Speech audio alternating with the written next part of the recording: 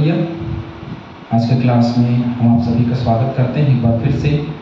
आज के क्लास में हम आगे बढ़ेंगे और बढ़ते हुए निर्गमन की किताब और उसका 28वां अध्याय वचन 31 से आगे देखेंगे। और जैसे कि हम लगातार देख रहे हैं, परमेश्वर की असीम दया असीम कृपा से ये क्लास लगातार बढ़ती चली जा रही है। हम सब बहुत आशीषित हो रहे हैं और बहुत सारे सब्सक्राइबर हमारे बीच में आते चले जा रहे हैं। प्रभु आप सभी को आशीष दे। चैनल को लाइक करें, सब्सक्राइब करें, शेयर करें, ताकि बहुत सारे लोगों तक ये जो क्लास है वह पहुंच सके। चलिए कुछ वचनों को हम देखेंगे आज 31 वचन से आगे। फिर एपोद के बागे को संपूर्ण नीले रंग का बनवाना। अब देखिए, अभी तक हमने राजकीय वस्त्र या याजकीय वस्त्रों के विषय में हमने चर्चाएं की हैं, लेकिन आज हम चर्चा करने वाले कुछ और वस्त्रों के विषय में कि और वस्त्र जो है वो कैसे बनाए जाने चाहिए। तो एपोद का वर्णन फिर से हमको देखने को मिल रहा है जो हमने देखा। एपोद के बागे को संपूर्ण नीले रंग का बनवाना, उनके और जो याजकीय वस्त्र है उसके विषय में है ना। अभी तक हमने पहरावों को देखा और चिन्हों को देखा और अब हम देखने वाले हैं उनके और वस्त्रों को। अब बागे के ऊपर को बात करते हैं तो संपूर्ण नीले रंग का बनवाना है उसको। उसकी बनावट ऐसी हो कि उसके बीच में सिर डालने के लिए छेद हो। सिर डालने के लिए उसके बीच में छेद होने चाहिए। और ये जो है वो नीले रंग का बागा है जिसको बनवाने की बात करता है, और बीच में छेद होनी चाहिए और उसको सिर पे रखा जाए। और उस छेद के चारों ओर बख्तर के छेद की सी एक बुनी हुई कोर हो कि वह फटने ना पाए। अब बुनी हुई कोर हो मतलब अब सिंपल काट के यदि बना दिया जाता तो वो जल्दी फट जाता। तो उसको क्या किया कि उसने, अभी हम कहते हैं पापिंग कहते हैं जिसको, है ना, तो वो चारों ओर उसको फटने न पाए, इसलिए उसको चारों ओर बनवाना।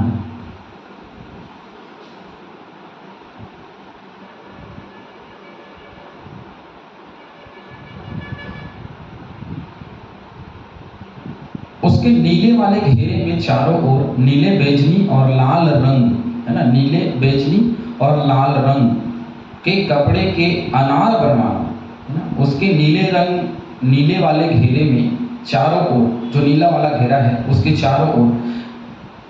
चारों ओर नीले बैजनी और लाल रंग, कितने नीले बैजनी और लाल रंग के कपड़े के अनार बनवाना, है ना।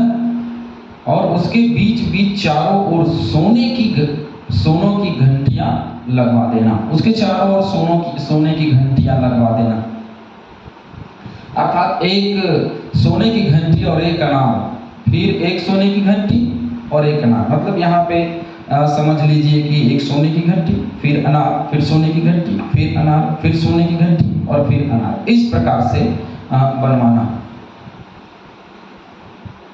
और हारून उस बागे को सेवा टहल करने के समय पहना करे। अब ये जो वस्त्र है वो हर समय पहनने का नहीं है। बाद में सदूकी फरीसियों ने इन वस्त्रों को सार्वजनिक रूप से भी पहनना आरंभ कर दिया था, लेकिन शुरुआत के दिनों में इसको बाहर पहन के जाने के लिए नहीं था। ये सेवा टहल करने के समय पहनने का विषय, या सेवा करने के समय इसको पहना जाने वाला यह वस्त्र था। फिर चोखे सोने की एक पट्टी बनवाना।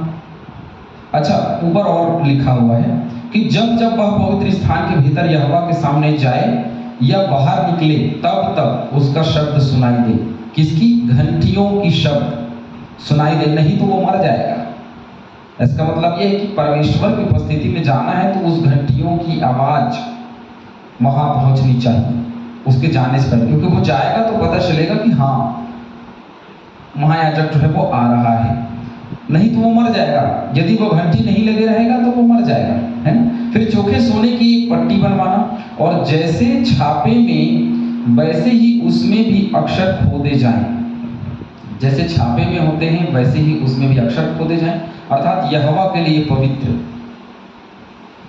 क्या छापे जाएं? यहोवा के लिए पवित्र। हालेलुया। तो ये जो शब्द हैं वो हमने पहले देखा कि यहोवा के लिए पवित्र करके बलिदान चढ़ाओ।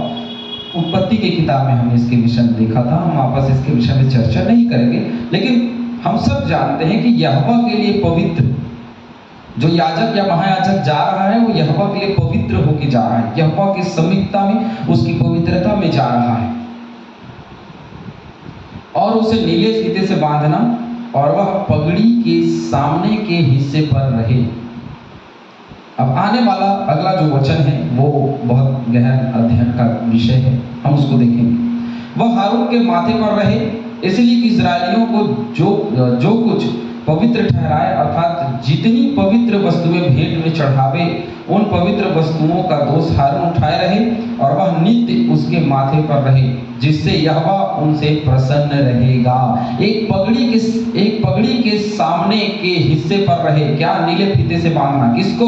वो छापे को नीले फीते से बांधना है और उसके पगड़ी में रहेगा, सामने की ओर रहेगा और यहोवा के लिए पवित्र, ये उसमें लिखा रहेगा और वो हमेशा उसके माथे पर रहेगा और यहोवा उसको देख करके क्या रहेगा? उनसे प्रसन्न रहे। हालेलुया। कुछ वचनों को हम देखेंगे, यशायाह 53 5 और 6।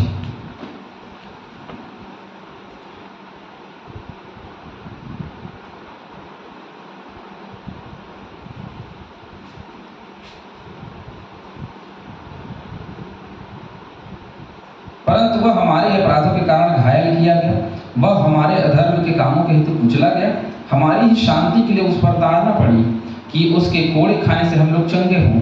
हम तो सब के सब भेड़ों की नाई भटक गए थे, हम में से हर एक ने अपना अपना मार्ग लिया और यहोवा ने हम सबों के अधर्म का बोझ उसी पर लाद दिया। इस वक्त हारून जो है उसके लिए लिखा है कि वो हर एक के पापों के बोझ को वो जो चिन्ह है, वो छापा का चिन्ह है, वो उस पर लदा रहेगा, हारून के ऊपर में वो लदा रहेगा। और यही बात हम नए नियम में जाकर के देखते हैं और नए नियम में भी हमको यही बात मिलती। चलिए इब्रानियों 9:28।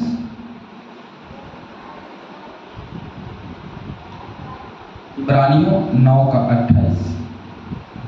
वैसे ही मसीह भी बहुतों के पापों को उठा लेने के लिए एक बार बलिदान हुआ और जो लोग उसकी बाट जोहते हैं उनके उद्धार के लिए दूसरी बार बिना पाप के दिखाई देगा।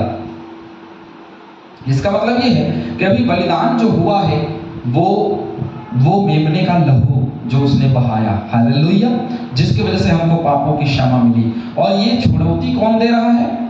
हारून। ये लेके कौन जा रहा है? याजक। हर एक के बलिदान के लेकर के कौन जा रहा है? याजक। हालेलुया। आगे, अंगरखे को सूक्ष्म सनी के कपड़े का 4 खाने वाला बनवाना और एक पगड़ी भी सूक्ष्म सनी के कपड़े की बनवाना और बेल बूटे की कढ़ाई का काम किया हुआ एक कमरबंद भी बनवाना। देखिए, 4 खाने वाला क्या बनवाना है? अंगरखे को, अंगरखा जो समझते हैं पंचे के समान लटका हुआ होता है, गमछे के समान, तो अंगरखे को सूक्ष्म सनी के कपड़े का 4 खाने वाला बनवाना, 4 खाने वाला, 4 कोनों वाला बनवाना। एक पगड़ी भी सूक्ष्म सनी के कपड़े की बनवाना, एक पगड़ी भी बनवाना है और बेल बूटे की कढ़ाई का काम किया हुआ एक कमरबंद भी बनवाना है। तो इस प्रकार से एक हम अन्य वस्त्र को भी इस वक्त हम देख रहे हैं। यहेजकेल निकाल लीजिए मेरे साथ में।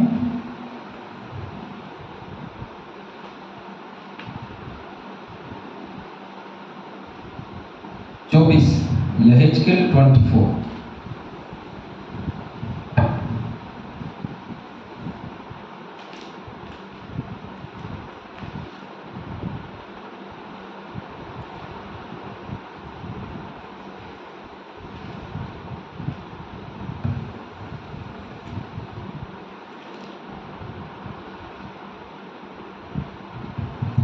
वचन, लंबी सांसें ले तो ले परंतु वे सुनाई न पड़े, मरे हुओं के लिए भी मिलाप न करना, सिर पर पगड़ी बांधे और पांवों में जूती पहने रहना और न तो अपने ओंठ को ढांपना, न शोक के योग्य रोटी खाना। हालेलुया। आगे हम इसी वचन में देखेंगे 23वां वचन, तुम सिर पर पगड़ी बांधे और पांव में जूती पहने रहोगे, न तुम रोगे न छाती पीटोगे, वरन अपने अधर्म के कामों में फंसे हुए गलते जाओगे और एक दूसरे की ओर कराते रहोगे। हालेलुया। तो ये परमेश्वर की बहुत बड़ी योजना थी। इस पूरी घटना को हम देख रहे हैं, इस पूरे समय को जो परमेश्वर ने मूसा को दिया उसको देख रहे हैं। ये जो चिन्ह दे रहे हैं उसको और यीशु मसीह को दिया उसको, दोनों में बहुत ज़्यादा अंतर दिखाई नहीं देता है ना। लेकिन एक अंतर है और वो है परमानेंट बलिदान। ये बनावटी बलिदान या वो बलिदान नहीं कि अगले साल फिर चढ़ाया जाए, अगले साल फिर चढ़ाया जाए, ये पाप किया तो चढ़ाया जाए, नहीं, एक ही बार बलिदान हमारे लिए हो गया प्रभु यीशु मसीह, और उसी के बलिदान की वजह से हमने महायाजकी पद जो वो आया, तो महायाजक या याजकों का जो समाज था उसके काम को उसने अलग किया, क्योंकि याजक और महायाजक जो है वो सदूकी और फरीसी हुआ करते थे, और ये लोग हमेशा जो निम्न लोग होते थे या जो और लोग होते थे उनको बहुतायत से उन पर बोझ को लादना, और इसलिए प्रभु यीशु मसीह ने कहा कि उनसे बच के रहो। हालेलुया। तो ऐसे लोग जो बोझ को लादते हैं, समाज में भी बहुत लोग मिलते हैं, ऐसे नहीं कि समाज में नहीं मिलते, उनसे बच के रहना बहुत जरूरी है, लोगों को बचाना बहुत जरूरी, क्योंकि रूढ़िवादिता और पुराने समय की बातों को लेकर के